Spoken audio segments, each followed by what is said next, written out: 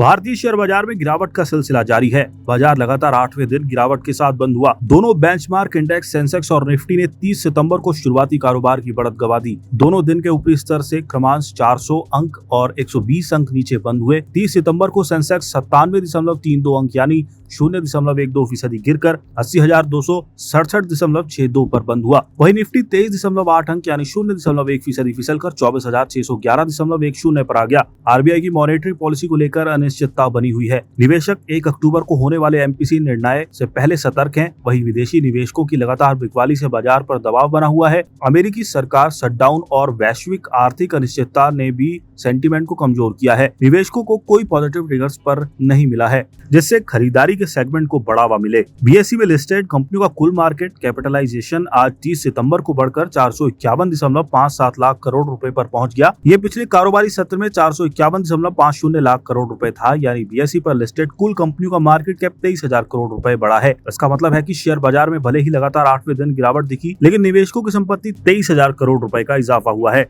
BSE Sensex के सितंबर के सबसे ज्यादा बढ़ने वाले शेयरों में अल्ट्राटेक सीमेंट 1.43% की बढ़त के साथ 12,223.90 रुपए पर बंद हुआ। इसके बाद अडानी पोर्ट्स 1.41% चढ़कर 1,403.60 रुपए पर पहुंचा। वहीं टाटा मोटर्स 1.18% की तेजी के साथ 680.45 रुपए पर रहा।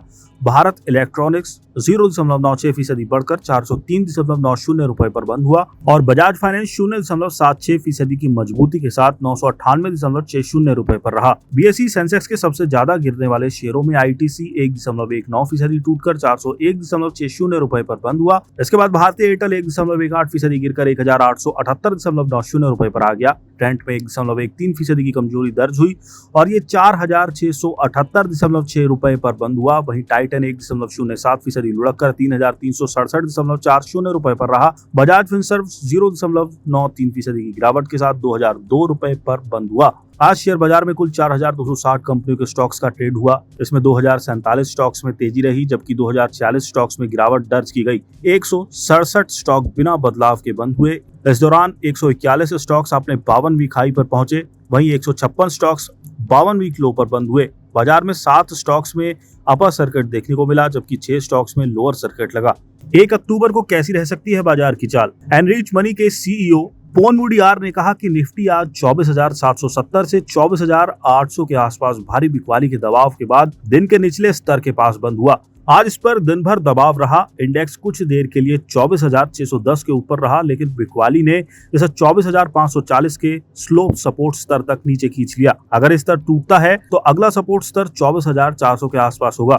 इसके भी नीचे जाने पर इस बात की पुष्टि हो जाएगी कि निफ्टी का शॉर्ट टर्म ट्रेंड और भी नेगेटिव हो गया है। तकनीकी नजरिए से देखें तो मोमेंटम इंडिकेटर खींचे हुए दिख रहे हैं और ओवरसोल्ड जोन के करीब पहुंच रहे हैं, जिससे शॉर्ट कवरिंग जंप आ सकता है। हालांकि जब तक अहम रेजिस्टेंस लेवल पार नहीं हो जाते, तब तक बाजार में सतर्कता का माहौल बना रहेगा। जियोजीत इन्वेस्टमेंट लिमिटेड के chief investment strategist we Vijay Kumar ने कहा, 1 अक्टूबर को आने वाली मौद्रिक नीति से शायद ही कोई सरप्राइज देखने को मिले। मौजूदा ग्रोथ और महंगाई की दरों में कटौती की गारंटी नहीं है, इसलिए आरबीआई द्वारा अर्थव्यवस्था में विकास की गति को सहारा देने के लिए नरम रुख अपनाते हुए दरों को जैसे का तैसा बरकरार रखने की संभावना है।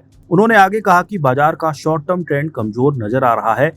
विदेशी संस्थागत निवेशकों की लगातार बिकवाली और अच्छे संकेतों का अभाव बाजार में रिकवरी के लिए बाधक बन रहा है। ऐसे में ऊपर चढ़ने की किसी भी कोशिश को बिकवाली का दबाव झेलना पड़ रहा है। 1,000 करोड़ रुपए से ज्यादा के पॉजिटिव संस्थागत निवेश के बावजूद कल की नेगेटिव क्लोजिंग से ये बात साफ जाहिर होती है। वहीं रेलिगर ब्रोकिंग के अजीत मिश्रा ने कहा, उनका मानना है कि हालिया बिकवाली के बाद ओवरसोल्ड पोजीशन के कारण अब निफ्टी में कुछ कंसोलिडेशन हो सकता है।